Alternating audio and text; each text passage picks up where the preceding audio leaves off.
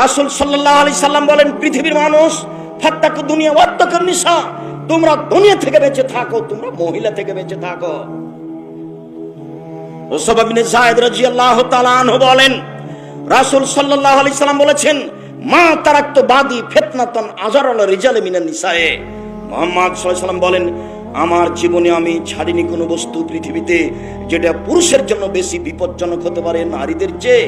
আমার জীবনে আমি ছাড়িনি কোনো বস্তু যেটা পুরুষের জন্য বেশি বিপজ্জনক হতে পারে নারীদের চেয়ে। আমি ছাড়িনি কোনো বস্তু যেটা পুরুষের জন্য বিপজ্জনক হতে পারে নারীদের চেয়ে। নারী হচ্ছে পুরুষের জন্য সবচেয়ে বিপজ্জনক বস্তু। এই কথা মুহাম্মদ সাল্লাল্লাহু আলাইহি সাল্লাম বলেন, হাদিস বুখারী মুসলিম।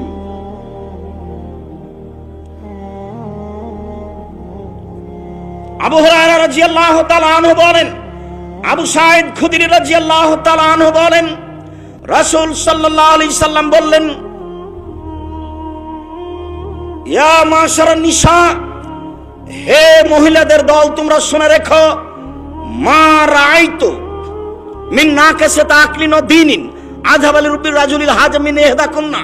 তোমরা এমন একটা জাতি যে বুদ্ধিমানের বুদ্ধিকে নষ্ট করতে পারো, তোমাদের চেয়ে কেউ বুদ্ধিমানের বুদ্ধিকে নষ্ট করতে পারে না।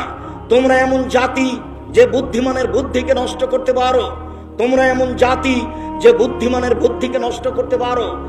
একবার যদি ও হাসি মুখে কথা বলে তাহলে আপনার ঈমান বিক্রি হয়ে যাবে, তার নাম নারী। এই কথা মুহাম্মদ সাল্লাল্লাহু আলাইহি সাল্লাম বলেন। সম্মানিত দ্বীনী ভাই বোন, আবু সাঈদ খুদরি রাদিয়াল্লাহু তাআলা আনহু বলেন, রাসূল সাল্লাল্লাহু আলাইহি ওয়াসাল্লাম বললেন, ইয়াকুম দুখুল আলা নিসায়ে, মহিলাদের কাছে যায় না, মহিলাদের সাথে কথা বলতে যায় না, ওদের সাথে কথায় জড়িয়ে পড়ো না, ওদের থেকে দূরে থাকো। তখন একজন আনসারী সাহাবী বলছেন, আল্লাহর নবী আলহামু, তো বাড়িতে যে দেবর থাকে, দেবরের ব্যাপারে আপনি কি বলছেন? তখন আল্লাহ রাসূল বলছেন, আলহামুল মউত, দেবর হচ্ছে মরণের মতো। মালাকুল মউতকে যেমন ভয় করতে হয়, দেবরকে তেমন ভয় করতে হবে। ও আদরের বস্তু মনে করতে হবে না, ওকে খানা পানি দিতে হবে, এ কথাই ঠিক। তাকে মূল্যায়ন করতে হবে, এ কথাই ঠিক। নিজেকে খুব হেফাজতে রেখে, সাবধানে রেখে বাড়িতে থাকতে পারে, এ কথাই ঠিক। যদিও এইটা হচ্ছে মেহেরপুর কুষ্টিয়া, মানে হলো এই যে দুই ভাই বসবাস করছে, তো পৃথক হয়ে যদি বসবাস করতে চাই, মধ্যে যদি বাড়তি ঘিরা দিয়ে দেয়, তাহলে ছেলে মেয়ের আর বিবাহ হবে না। কেন? যারা দেখতে বাসবে মেয়েকে ছেলেকে, তারা বলবে এদের ভাই ভাই গন্ডগোল আছে, এর জন্য মধ্যে ঘেরা দিতে দেয়নি।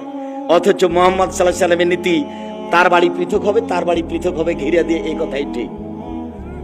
সামাজিকতা চেপে গেছে। আর একটু আগে